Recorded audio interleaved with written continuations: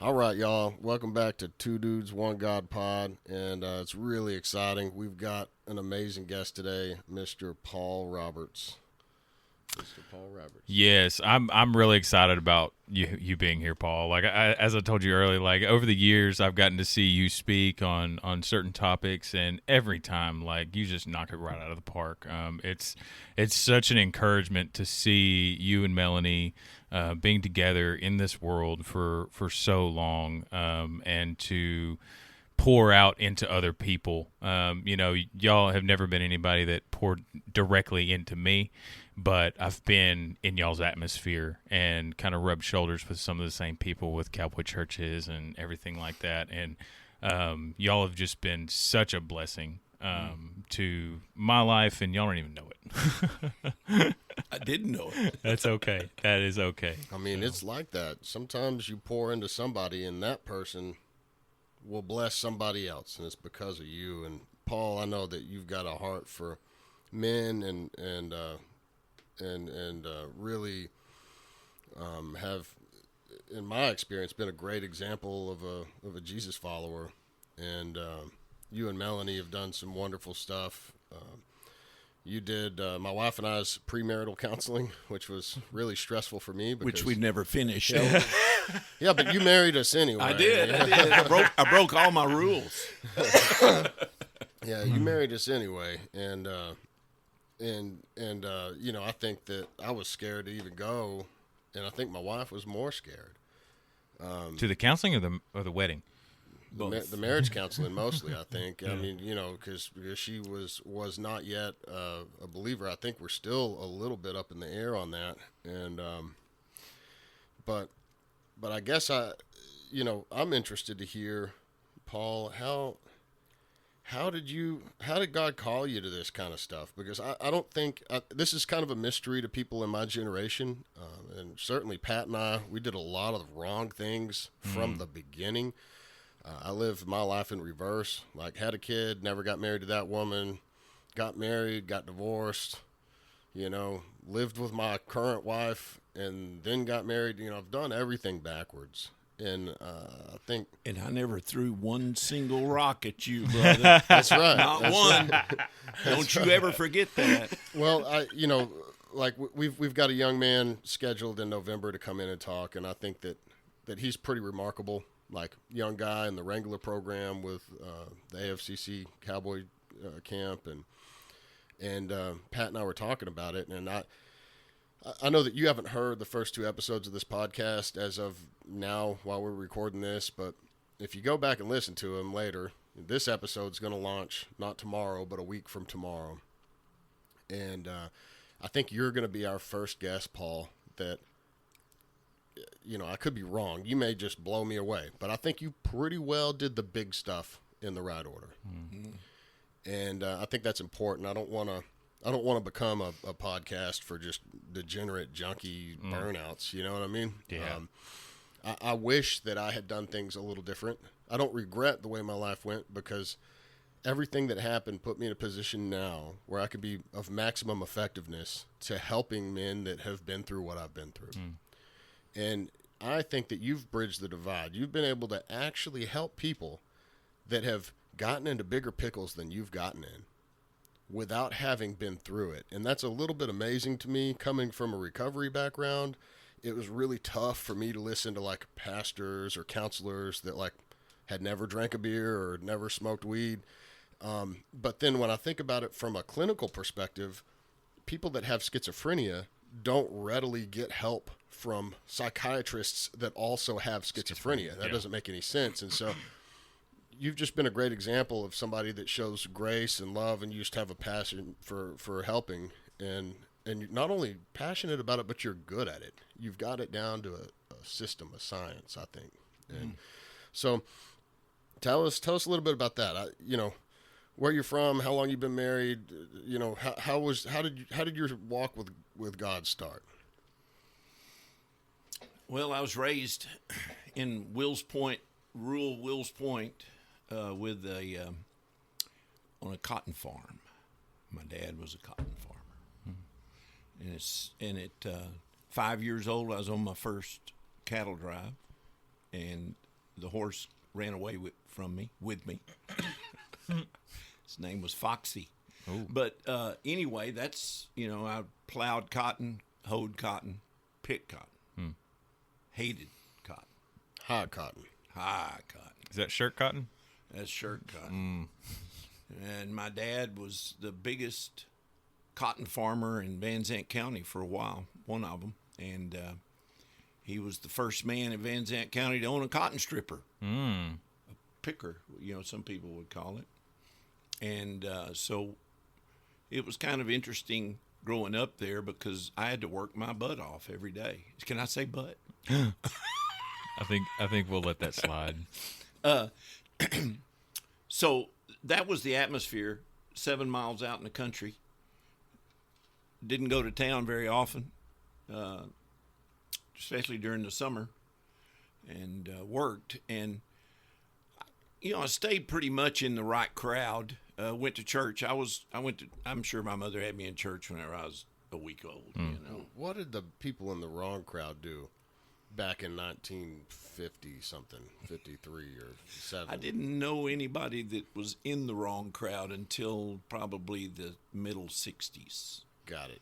Was that when you were at Texas State? Oh, no. Not Texas even. Tech. I didn't go to Texas Tech. University of Texas. No. Where'd you go? I started at A&M Oh, in 71. like a good man. But yeah, well, Vietnam was raging, Right. and they had the lottery, back then, the ping pong balls, and they drew ping pong balls. And one of my best friends that I was raised with, he was number 1. He was drafted in 2 weeks. He was gone. And my number, I always thought was 150, but I don't think it was 150 now. I think it was like 220 or something. So I'd have never been drafted, but I was afraid I was. So I went to A&M, Air Force ROTC, and was going to fly jets. Okay. Well, I was stupid. Had no idea that all of the POWs, or most of them in Vietnam, were fighter pilots. Really? Yep. Huh. All the famous ones that you've heard of. Yeah, that's true. They're all fighter pilots. And now they're all politicians. Yeah, that's well, one of them died recently. So, Yeah. But so before I went to A&M, I was in church every week, and I had developed this singing voice, and apparently I was okay at it. And so I started singing at the church, First Baptist. And so the old folks, when I was in high school, that had the Sunday school classes, they all wanted music before they started their lessons. So I made the circuit on Sunday mornings. Oh, okay. Singing and In the classroom. in the classroom, for the old folks. Yeah. And so one day, I just graduated from high school. I was 17 still. I was the second youngest one in my class. July birthday. And so I had been invited to be the guest soloist at a revival in Edgewood, Texas. First Baptist Church, Edgewood. It was big time. There may have been 50 people there. But anyway, back then that was okay. And so the song leader would lead the music. I'd get up and sing a special, and then the preacher would preach. And so this girl that I was from Edgewood, but I was lifelong friends with her, knew her dad, and she was sitting beside me in the pew, and the guy was preaching, and he gave the invitation. And so now I'd been baptized when I was 9 years old, and walked the aisle and all that. And so I'd started drinking pretty heavy as a teenager. Really? And, Really? Yeah, Really? yeah. Wow. But What, it was drinking water? no. Like what? Communion juice? What are we talking about? I can't Cold beer. see it. I just can't see it. I wasn't a believer, but I thought I was at 9 years old. But it was so interesting. I'll tell you how bad it was. I got drunk the night before my district track meet my senior year, and I was supposed to win discus and go to state. You know, I was supposed to be that guy. I got third place. I didn't even go to regional. I'm just dumbfounded right now, even, Paul. Yeah, well, that's all right. Well, I can identify with that. Don't be too dumbfounded. I was so drunk going into my senior year. I was a section leader for the tubas, and I had to mark spots on the field. But I was so drunk because I put liquor in my Gatorade bottle that I had to have an underclassman mark all the spots. Oh, wow. Well, you know, whenever I was a senior in high school, we didn't even know what Gatorade was. So, anyway, I did terrible. I felt bad. But anyway, fast forward again, I'm at this revival.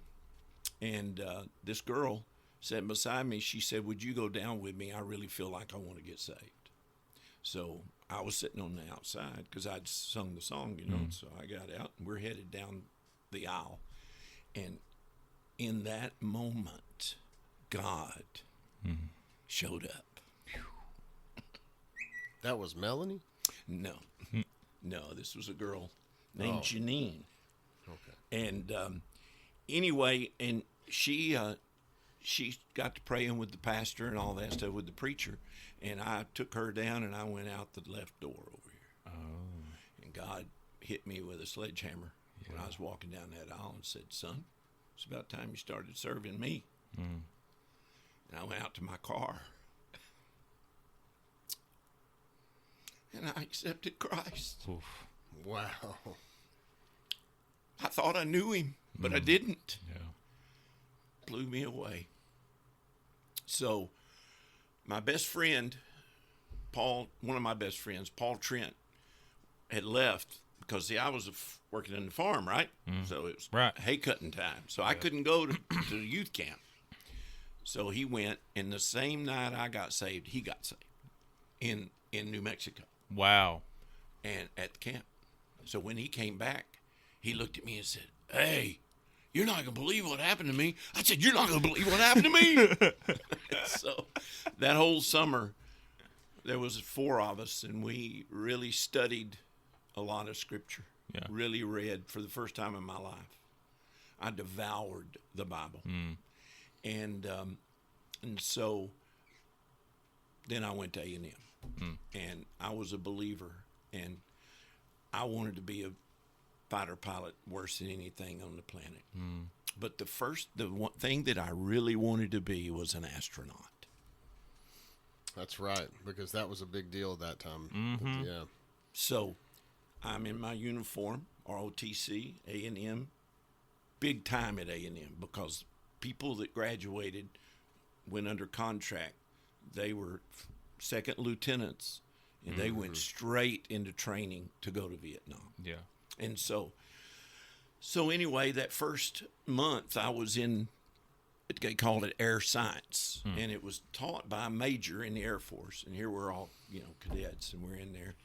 And so first day of class, he goes down everybody in the class. In this class, there was probably 40 in there. He went down each one, wanted to know why you're in there, want to be in the Air Force, you know, because we hadn't signed any contracts. And he got to me, and I said, well, I want to join the astronaut program. I want to be an astronaut. And he said, well, how about your math scores? And I said, they're great. I made straight A's in all math. He said, well, good, okay. And he went to the next guy. Well, at the end of class, have I ever told you this story? At the end of class, he said, Roberts, he said, come up, I want to talk to you. So here I'm standing there, and this guy's probably 5'10" at the most. You know, I'm 6'3" at the time, and I've shrunk. Anyway, I was going to say the same thing. Anyway, he looked at me and said, I got bad news for you, son. I said, too what? tall. That's right. He said, you'll never be in the astronaut program. You're too tall. I want to tell you, I went back to my room and cried. Yeah. It busted my bubble like you wouldn't believe. And so from that moment on, I started, it was a God thing, because I started evaluating my choice to be in the Air Force. Yeah. And by the end of the semester, I'd quit. I was no longer in the Corps. I had to finish out the semester, and I transferred to TJC. Okay. Stayed there for one semester, really trying to figure out what I wanted to do, and God gave me a scripture, and I was reading. It talked about singing. Sing, song, and singing were the three words that were in that verse. To this day, I can't tell you where that verse is. I've never read it again. Yeah.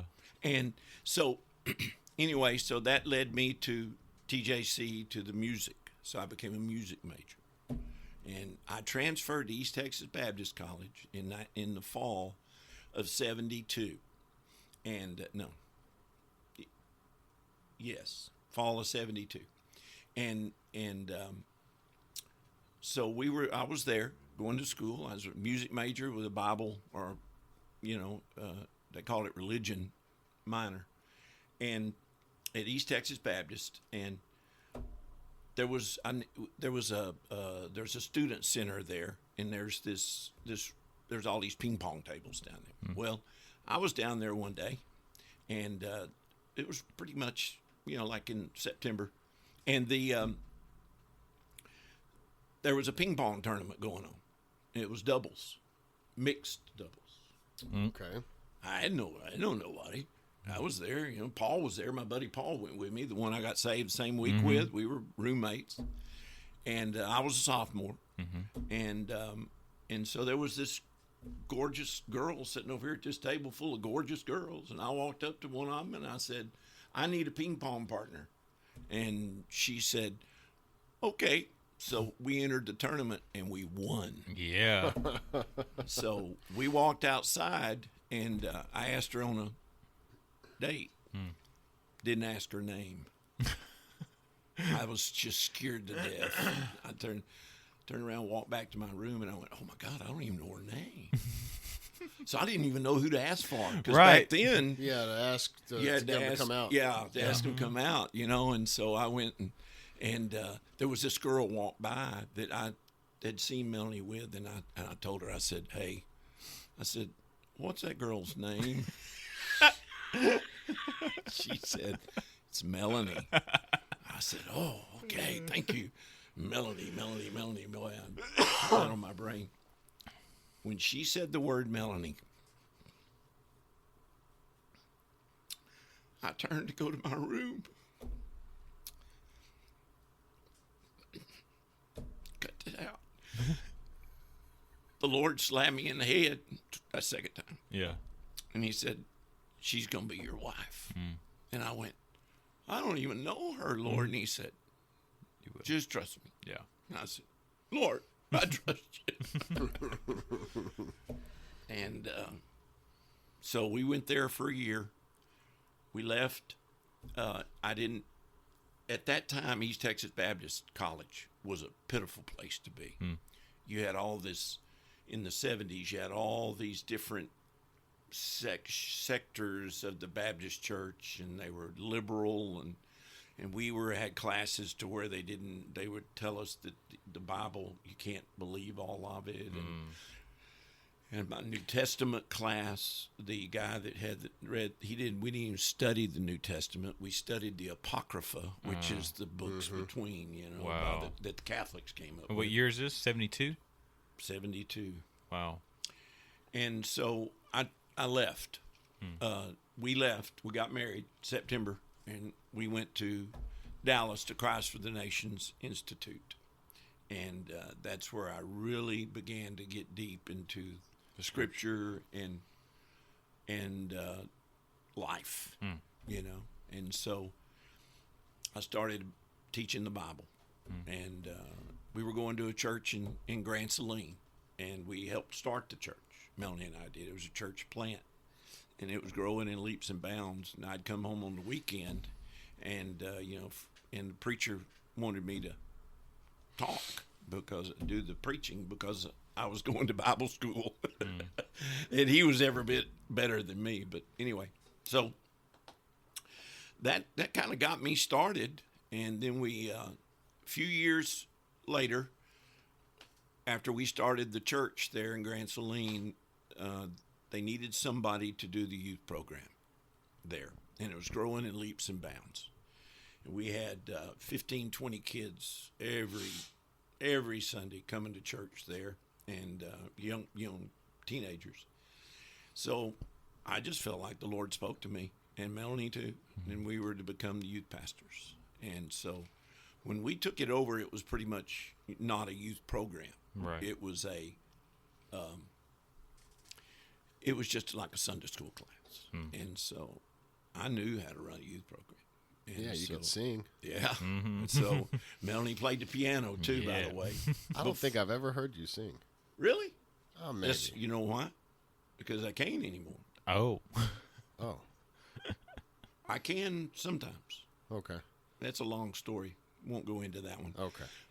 I lost my voice. But anyway, so we started teaching the kids choruses and how to worship the Lord. Yeah. And that led from one thing to another. And they asked me to be the worship leader at the church.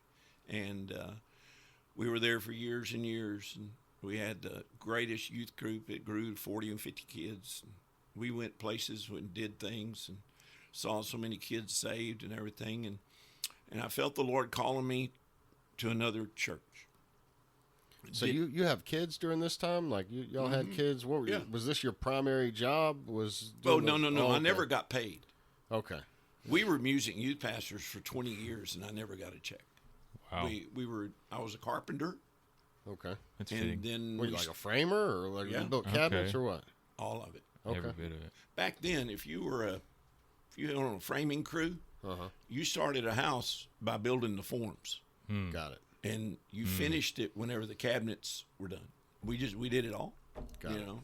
And so I did that for a while, and on the way to work one morning, I was in the truck with my boss, and another guy was in there with us, and we were working together in the carpenter work, and we had a wreck going to work, and it nearly killed all three of us.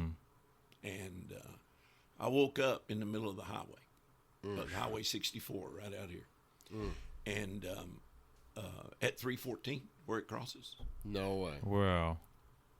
there was a guy.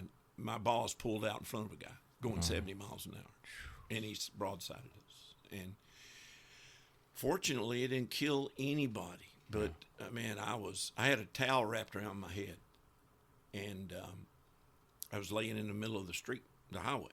I had a towel wrapped around my head, and I was just obliterated. I passed back out, and right before I passed out, I raised my head to see the guy that was in the middle was laying in the street with his face down. And the only thing I could hear was my boss screaming at the top of his lungs. He was trapped, but he had a busted pelvis, which they tell me is one of the worst pain you can ever have. And so next thing I woke up, I was in the ambulance headed to Tyler, and the only thing I could hear was him screaming. So he was in the same ambulance with me.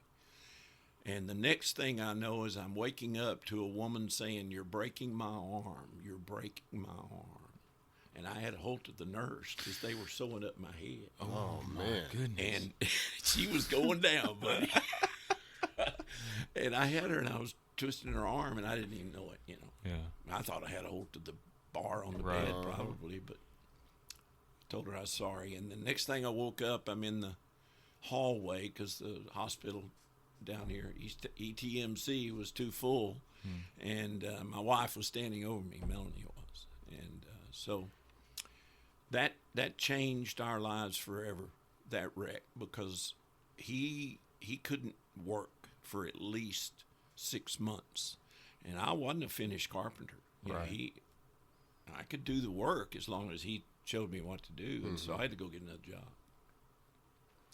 So my wife's dad ran a company in Houston, and we went down for Thanksgiving one year, 1977, and he invited me to be a part of his company. And on the way home, Melanie said, "I'm not moving back to Houston. You forget it." So he said, "I don't want you to move back. You can start a branch of our business here in Tyler." Or it was actually in Grand Saline. So you're going to have to edit this, but because it's too long. But we probably won't. So we were at we were music youth pastors at the time, and we had gotten involved in the charismatic movement, and the charismatic movement was the thing that really unleashed worship in the church at large. Yeah. Until the charismatic movement, the Baptist church was a guy standing on the pulpit waving his arms, singing, three verses and 3 songs and sitting down. After the charismatic movement hit, all the Baptist churches picked it up. It took a while, but it was really interesting to watch the transformation, and the Holy Spirit just blanketed the American church. It was amazing. We used to go to Catholic meetings during that time, and the Catholics just loved Jesus just as much as we did. Yeah.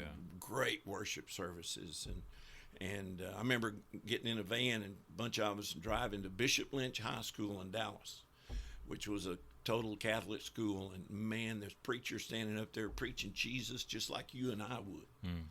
And worship service and bands playing. I mean, it was the 70s. It was an incredible year. Yeah. And the decade of the 70s was awesome. And so, and I'm 71 now. Yeah. So this started whenever I was 19. Right. And it actually started when I was 17, but didn't get rolling until I was 19. And so we the one bad thing about the charismatic movement, and if somebody hears this, you're going to get a phone call. Yeah. Is that the structure of the charismatic churches was something to be, it was not real good. Yeah. There wasn't the checks and balances that, let's say, the Southern Baptist Church has. There may be 1,000 churches, but they're all kind of watched over by under overseers and yes, structures. Yes, and structure. Not so with the charismatic. They didn't have a lot of committees in the charismatic movement. Oh no, we didn't even like the word. Right. Yeah. So after years of doing that, we were a part of so many churches that we were totally ingrained in. We had youth groups of 50 kids, and we were just working our butts off and not getting paid for it. Right. And then they would split. Somebody would get mad. And somebody requires you got to speak tongues to be saved. That's exactly right. Yep. And see, that's baloney. Yeah. Believe me, I was in the charismatic movement, and you can't show me one scripture that says that. Right. And so as a result, Melanie and I got sick of it. Yeah. And we lived in Grand Saline at the time, and we said, I'm quitting. So we were. How old were y'all? I'm sorry. Let's just say we're in our early 30s. Okay. Mid 30s. So 70s is over. Yeah. This is in 98. Oh my gosh. Okay. Yeah. Okay. No. 89. 89. Okay. I'm not dyslexic, I promise. I'm not a smart man, but that math was hard for me. Yeah. No. And so my son was a freshman in high school. My daughter was in 7th grade. And so I called the pastor of the church in Lindale where we were music youth pastors. And I told him, I said, I'd been wanting out for a long time. The church had split 3 times while we were there. Yeah. And it's interesting how that all works. That's for another podcast, though. Got plenty of time. I called up the pastor, who he and I are to this day still very close friends, because he had to pick up the pieces. He wasn't the pastor when it started splitting. Oh, okay. And he was going to church there, and we said, hey, we need to have somebody that's not going to split this thing. And it was him. And so I called him up on Sunday morning and said, I'm resigning, and today's my last. And you know what he told me? He said, I already knew it. I went, you did? He said, yeah, I knew it. He said, it wasn't that you've done anything. He said, the Lord told me. Right. And I went, knowing this guy, I said, that don't surprise Yeah. So we started going to Main Street Baptist Church in Grand Saline, and we were just going to be church members, and just go, Melanie and me and our 2 kids. Oh, the first few weeks was just glorious. We just sat there and listened to the preacher and sang the 3 songs, and the choir special, and got a phone call. The pastor, who I had known since I was in high school, he called me, and he said, Karen and I want to come out. You might ought to delete that name. We want to come out and talk to y'all. And so I said, okay, what you want to talk to me about, So they came out, beautiful couple. He was such a man of God. Oh. And he said, I need help. And he said, and you're the one to help me. He said, we have a pitiful youth program. And I know you can do it. And you can do it under the auspices of the Sunday school department, where we don't ruffle any feathers. So I said, well, give me time to pray. Melanie was in there. We all talked about it. And so it took about 3 or 4 days. And the Lord gave me the green light. And which he doesn't have green lights. He only has red, by the way. Learned that at Christ for the Nations. Oh, okay. Yeah, that's for another podcast. Oh, man, we're getting so much material. And so we took it. I was the Sunday school director for the high school department. And under that, we took a youth group of basically 4 committed kids. It had more kids in it than that, but we had 4 kids. And I can't tell you who the 4 kids were. Oh. because you would know who I was talking about. Oh, okay. Really? Yeah. Okay. Yeah. That's fine. And that's exciting. Anyway, it went from 4 to 100. Wow. We had 100 kids. And this is in 89? 89, 90, 91, and 92. Wow. We were 4 years there. We had home groups. We started Tuesday night. We called it Share Group. And we had it in different homes. The parents opened up the homes, and the home completely full of kids. Just had a blast. We fed them. We did things that no other youth people were doing at the time. And they just flocked to it. And we baptized 100 kids in 1 year. It was pretty fascinating to me. And then as things go, had problems. Church had problems. Had nothing to do with me. Had problems. And so we were fed up. Our son was graduating from high school, so we moved on. And we started going to a church in Garden Valley. And we were just glad to be at church. There for 2 weeks, they asked us to be youth pastors. This is a pattern. You can't just go to a church, can you? Huh. First youth meeting we had 60 kids. And that's a lot of kids. Yeah. And it grew from there. And so then I got old. We decided to quit. So then we just started leading music. And in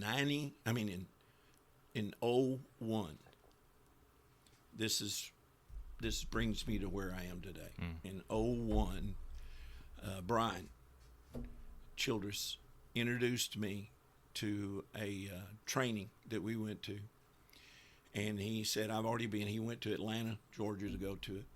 And so I went to the one in Dallas. And there were 50 people that went through it.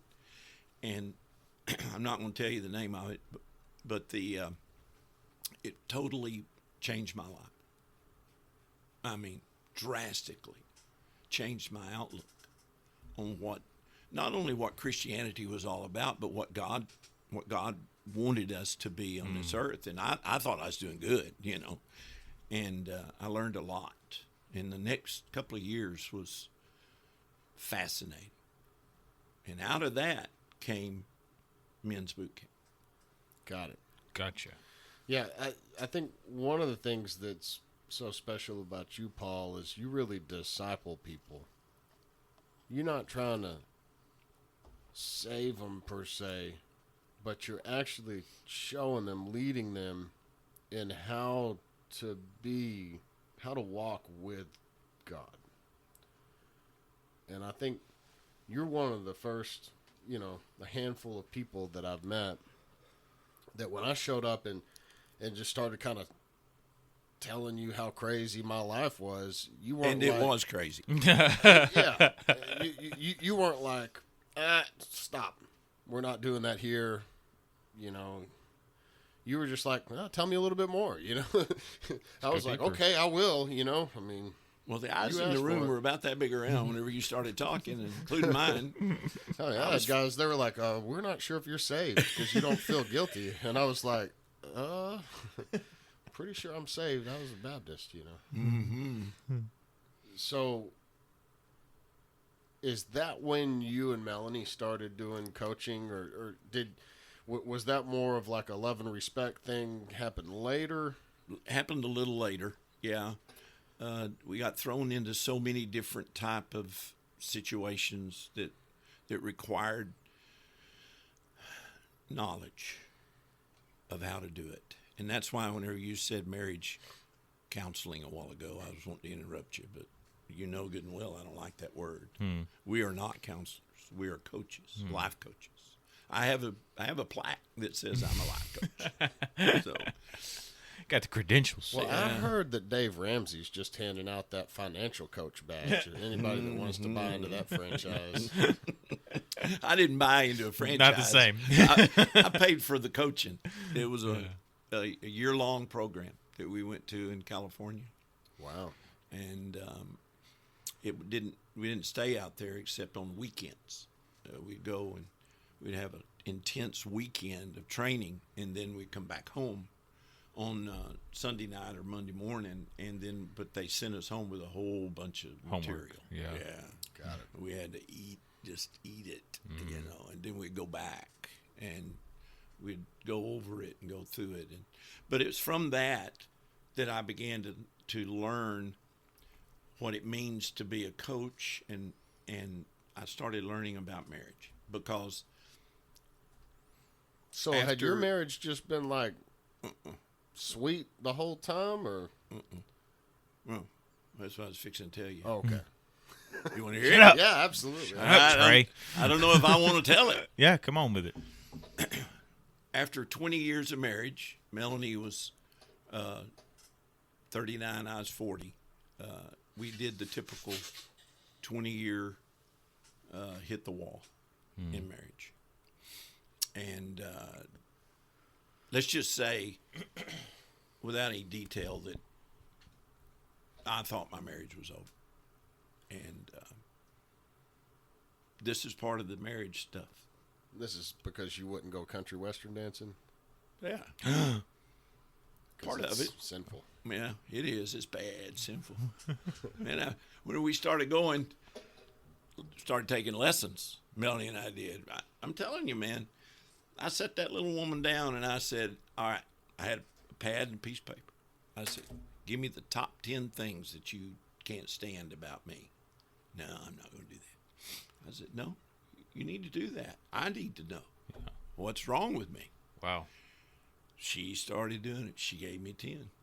And within a month. She didn't give you more than 10? Mm-mm. She stopped at 10? Mm-hmm. Okay. She's different. Yeah. What a gracious woman. I only asked for 10. I think my wife's cut from the same cloth. If I said give me 3, she would go, give me a few hours. And she'd give me only 3. Yeah, that's right. I'm not saying that there might not be 3 more later, but I'd have to ask for it.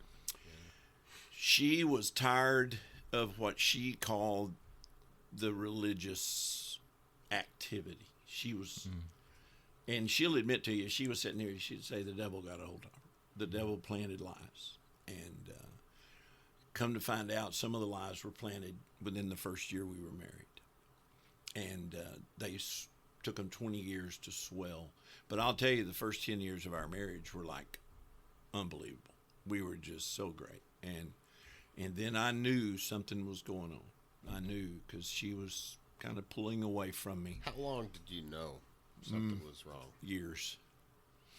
10 years? It wasn't that long. It was a good 3, 4. So the first 10 years were great. Great. The next few years were mediocre. But you had kids and, you know. Life. So that's expected. But so then things were pretty stable, and you could tell she was pulling away for a few years.